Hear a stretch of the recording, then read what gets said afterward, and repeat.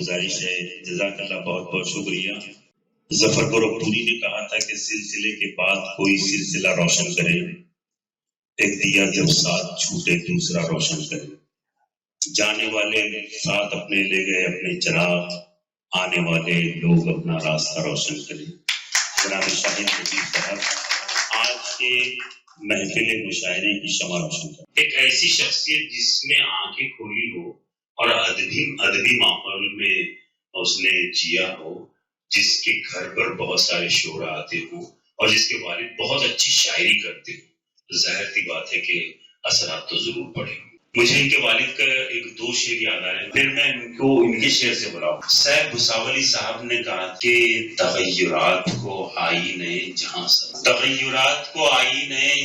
سمجھو، سمجھ سکو تو علامات کی زبان سمجھو. مجھے سمجھنے سے پہلے بہت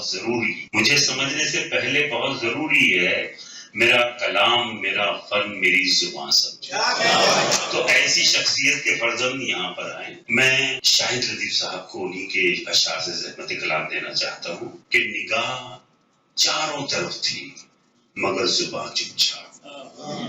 نگاہ چاروں طرف تھی مگر زبان چپ چاپ. دل و دماغ سے اٹھتا رہا دھواں چپ چاپ.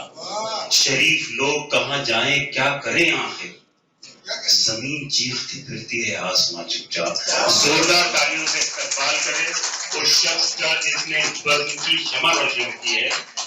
قابل احترام مدیر انقلاب جناب شاہد لطیف صاحب.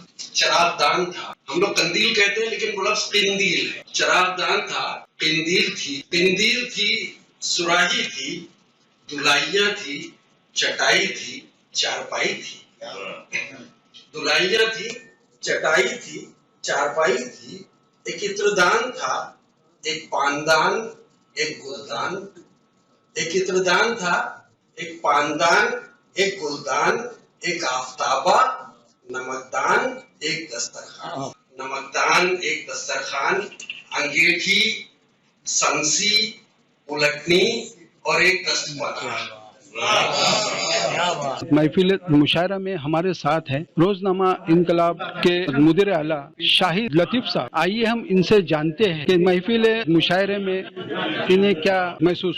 ظاہر ہے کہ 15 مہینے سے ہم آپ سب جو ہیں وہ لاک ڈاؤن میں گھرے ہوئے تھے، درمیان میں کچھ کھلا، پھر وہ ویسی صورتحال پیدا ہو گئی.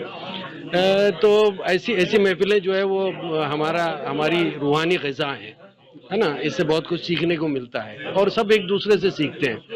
اس بزم نے عنوان دیا تھا کہ یہ اردو والوں کے نام ایک شام ہے، لیکن ایسا نہیں، یہ صرف اردو والوں کی نہیں، یہ تمام زبانوں کے لوگوں کی ایک شام تھی جس میں مختلف زبانوں کے لوگ یہاں پر موجود تھے اور انہوں نے ایک دوسرے کے کلام کو سنا، اس سے استفادہ کیا، اس سے محظوظ ہوئے.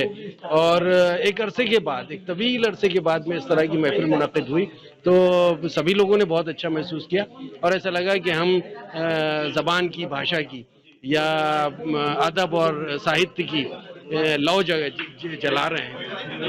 اور ظاہر سی بات ہے کہ ایسی ہی نشستیں، ایسی ہی چھوٹے چھوٹے پروگرام کے ذریعے ہم جو ہے وہ بھاشاؤں کو محفوظ رکھنے کا، زبانوں کو محفوظ رکھنے کا ایک بڑا کام کر سکتے ہیں. عام طور پہ بڑے پروگرام کی طرف لوگوں کی توجہ ہوتی ہے، لیکن بڑے پروگراموں سے اتنا بڑا کام نہیں ہوتا جتنا چھوٹی محفلوں سے ہوتا ہے.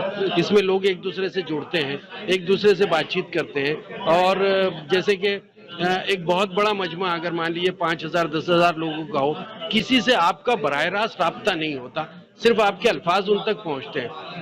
ایسی محفلوں میں آپ کا باقاعدہ رابطہ ہوتا ہے، فرد سے فرد کا رابطہ.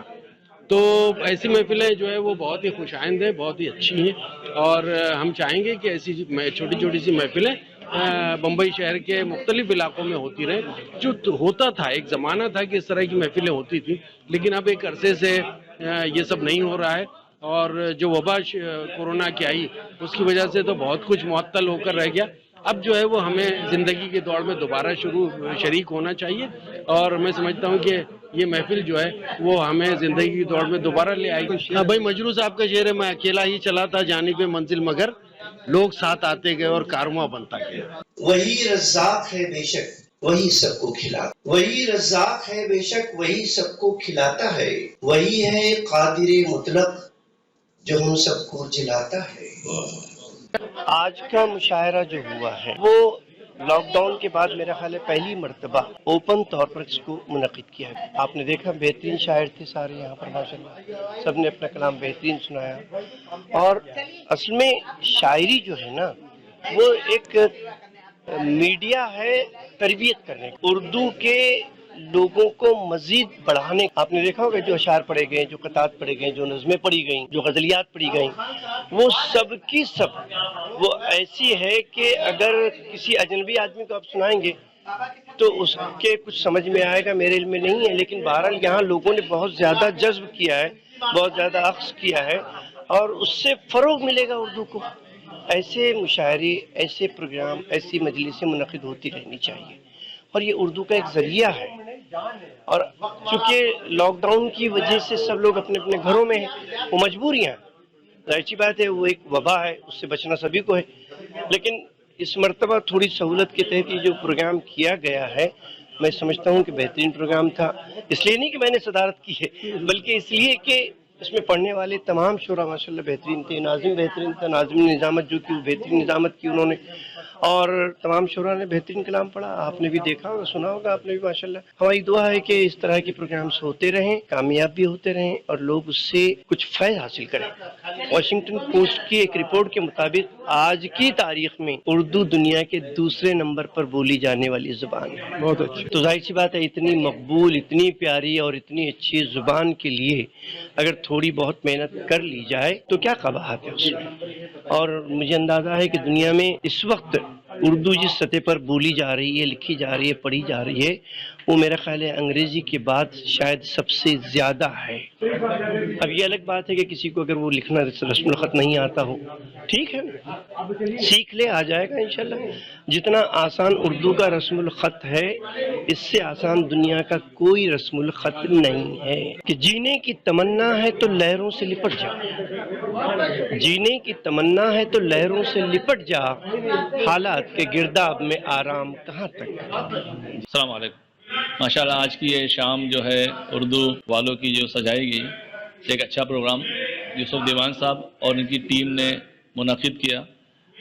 یوسف جلگار صاحب, یوسف دیوان صاحب اور ان کی پوری ٹیم نے کافی محنت سے, ایک لمبے عرصے کے بعد جو یہ پینڈیمک کی وجہ سے لوگ ملنا جلنا بند ہو گیا تھا, تو دھیرے دھیرے یہ معمولات کی زندگی آ رہی ہے اور مایوسی ختم ہوتی ہے. ایسی مجلسیں وغیرہ جب ہوتی ہے اور کافی اچھے اشعار کہے گئے اور ماشاءاللہ ایک اچھا پروگرام یہاں منعقد کیا گیا, اس کے لیے مبارکباد دیتا ہوں میں یوسف دیوان صاحب, یوسف یلغار صاحب اور ان کی پوری ٹیم کا, اور تمام شعراء کرام جو دور دور سے قربانی دے کر کے آئے ہیں, اور جو حاضرین ہیں سبھی کے لیے نیک خواہشات. میں اردو میں غزلیں کہتی ہوں اور تھوڑا بہت میں طالب علم ہوں, اردو کے طالب علم. جی یہ ہمارے چھوٹے بھائی ہے یوسف یلغار, تو انہوں نے یہ منعقد کیا تھا, اور اردو کے لیے اتنی خدمت کر رہے اور مخلص بندہ ہے, سب خود کے خرچے سے انہوں نے یہ پروگرام منعقد کیا تھا, اور ہم ان کی قدر کرتے ہیں اور اردو کے ہم خادم ہیں, یہ حساب سے ہم آ گئے ہیں یہاں پہ. دیکھیے کہ مقدر میرے حصے میں یہ منظر لے کے آتا ہے, مقدر میرے حصے میں یہ منظر لے کے آتا ہے, جسے میں پھول دیتی ہوں وہ پتھر لے کے آتا ہے. وہ میری تشنگی کا مرتبہ گھٹنے نہیں دیتا, وہ میری تشنگی کا مرتبہ گھٹنے نہیں دیتا, ذرا سی پیاس ہے میری سمندر لے کے آتا ہے. بڑی خوشی مسرت کی بات ہے کہ آج کا یہ پروگرام بہت ہی کامیاب رہا, جس کی صدارت مشہور و معروف شخصیت عالی جناب ڈاکٹر محمد کلیم ضیاء صاحب فرما رہے تھے, اور شمع روشن انقلاب کے ایڈیٹر شاہد لطیف صاحب نے کیا, اور بہت اچھے اچھے اشعار پیش کیے گئے. یہ سب کریڈٹ جاتا ہے یوسف یلغار صاحب کو. یوسف یلغار صاحب نے اردو ادب کی جو خدمت کی ہے اور کر رہے ہیں, کہ باقاعدہ بغیر کسی معاوضے کے پوسٹر لگانا اور اردو میں جو ہے لکھنا, یہ ان کی بہت پرانی روزمرہ کی عادت ہے الحمدللہ, اور یہ مشغلہ بنا لیا ہے گویا کہ اردو کے فروغ کے لیے.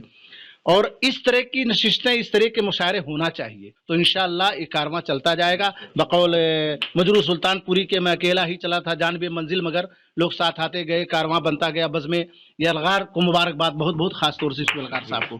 ایک شام اردو والوں کے نام، یہ پروگرام دراصل ہم لوگوں نے ترتیب دیا. ہم 3 صاحبان کی محنت اس میں ہے، اور اس میں سب سے زیادہ محنت ہے ہمارے یوسف یلغار کی، دوسرے یوسف دیوان اور میں شکیل بلڈانوی.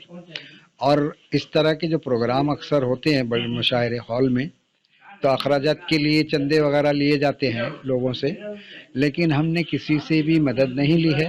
اپنے جیب خاص سے ہم لوگوں نے اس پروگرام کو کیا ہے.